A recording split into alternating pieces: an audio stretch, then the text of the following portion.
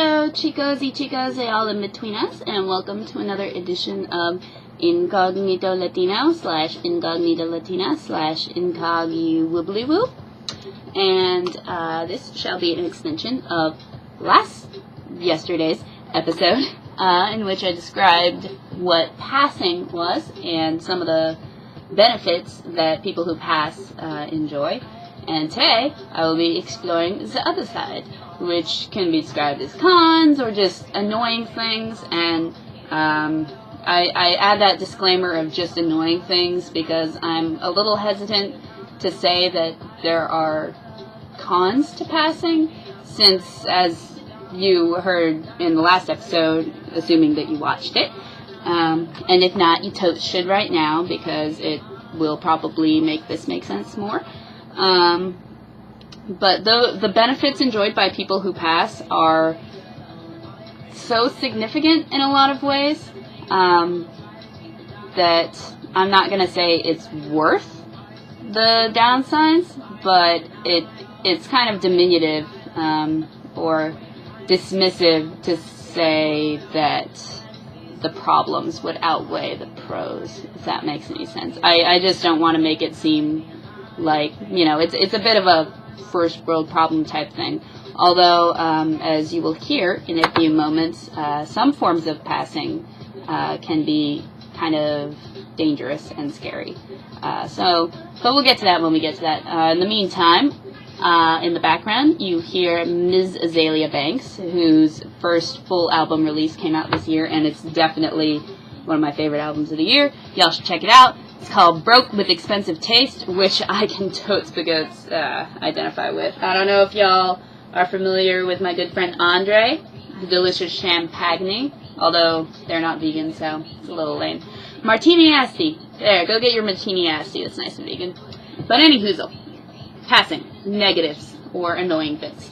I'll start with racial passing, which, as I described yesterday, is when you have light skin or otherwise Caucasian, Western-y type features, so you get mistaken for white often.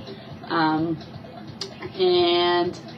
I would say the most significant of these are just the fact that your ethnicity and culture and identity are questioned all the time.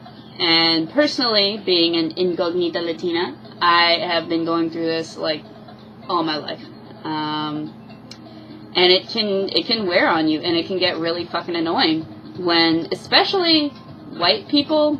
I mean, I should clarify that growing up, I wasn't around a lot of white people. The neighborhood that I grew up in was mostly black, Hispanic, and Asian.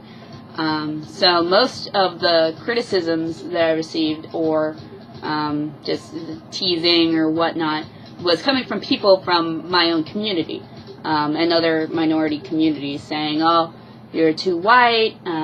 Your family immigrated." Because what generation am I? I believe I'm second or third generation, depending how you look at it, American, and brain fart. So people use metrics, particularly in the Latina community, and that's what I'm going to focus on for the most part here, because, as I said in my intro episode, I'd rather not speak for communities of which I'm not a part if I can help it. But various aspects, such as physical appearance, which I focused on a lot yesterday, but also in the case of communities like the Latino community, where another language is associated with your culture heavily, as well as, practices, rituals, and whatnot. If you don't speak Spanish, you're kind of seen as a half-assed Latino, or not Latino enough. And this is a very common thing, and it's frustrating, particularly for the fact that, especially if you're first or second generation Hispanic, there's this phenomenon that happens and happened in the past, wherein your family moves here, they have this idea of the American dream and of assimilation, for the purposes of, financial security and other forms of security. So your parents might make a concerted effort not to teach you Spanish and to not impart aspects of your native culture to you because they don't want you to stand out. They want you to become American. And this happens, from what I've observed and what I can tell, in Asian communities as well, in some black communities that are immigrant-based, people who haven't been living here for hundreds of years. And it can be kind of rough because in a way you don't really have a community, because to white people you're too ethnic, you're a little too other. You may emulate a lot of white affectations or rituals and whatnot. You may talk white, etc., but there's still something off about you. Your family didn't come over on the fucking Mayflower or whatnot. And then, so you turn to the culture that you were supposedly a member of, and they tell you, no, you didn't have a quinceañera, you don't speak Spanish, your hair is blonde maybe, or you otherwise don't look Hispanic, so you don't get to be a member of the Hispanic community either. It's funny because I was just talking to someone about this today. I grew up, like I said, around a lot of Hispanic people who didn't think I was Hispanic enough. And then I move as an adult to a very white part of Ohio, and for kind of the first time in my life, I was the ethnic person. Like, I have almost never been in a situation where people look at me and instantly know or have some inkling that I'm not all the way Caucasian, but it happened to me multiple times, and my friend joked that it's almost like racists have a third or a sixth sense, or maybe a third sense, because racists are a little low on the reality connection capabilities. But I would constantly be pointed out, like, oh, you don't seem all the way white. You're ethnic white, at least, whatever the fuck that means. But enough about racial stuff, at least for now, because I noticed yesterday that I embarrassingly missed a very significant connotation of passing, which is its connection to the trans community. Because I discussed that passing can be related to orientation, i.e. you seem straight when you're really gay, bi, or some sort of queer. But it's a whole other story when it comes to your gender identity, aka, and I'll discuss the differences between orientation and gender in another episode.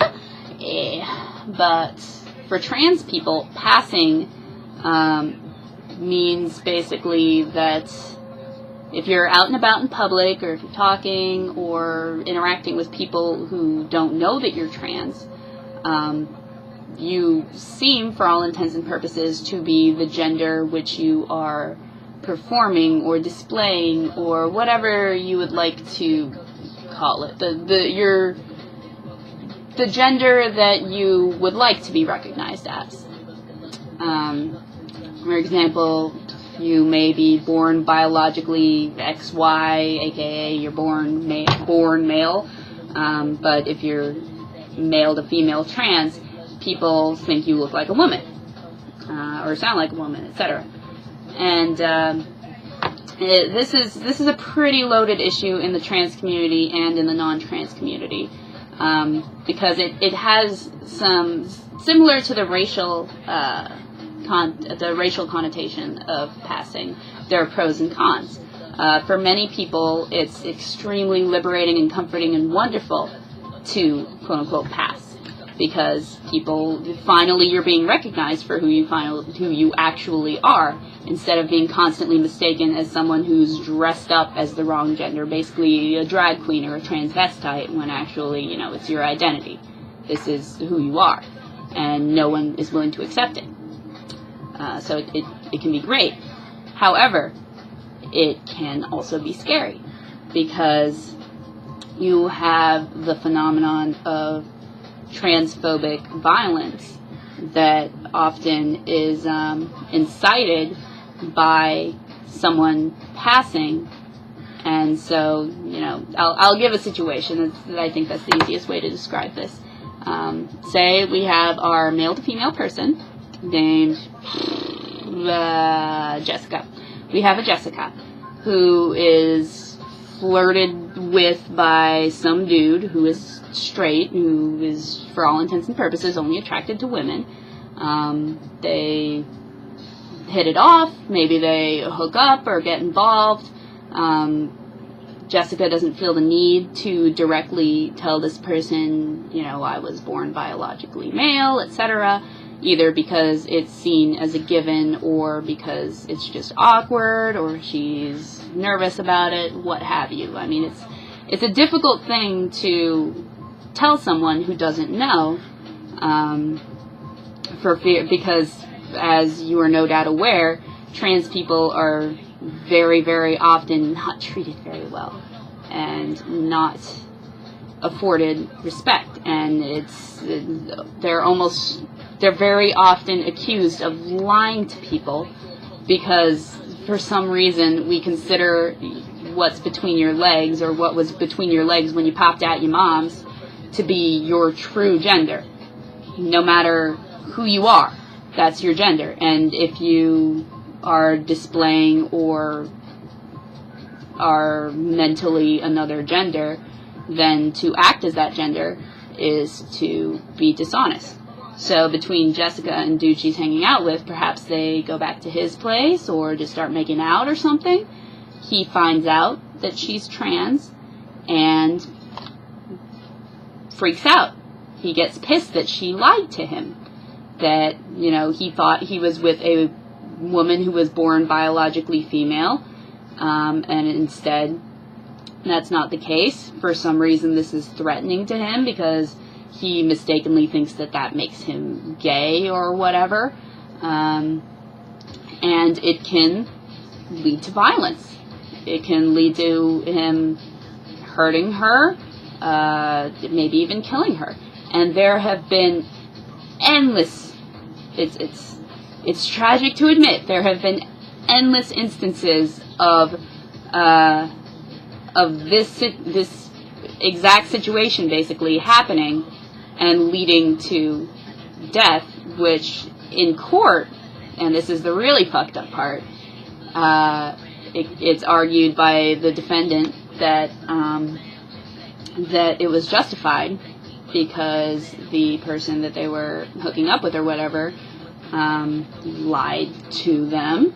So it was in essence a crime of passion. I can't bring myself to understand the supposed legal defense for killing someone on that basis. I should add that that this can happen in the case of gay and bi people as well, and one need only look as far as the Matthew Shepard case in the 90s.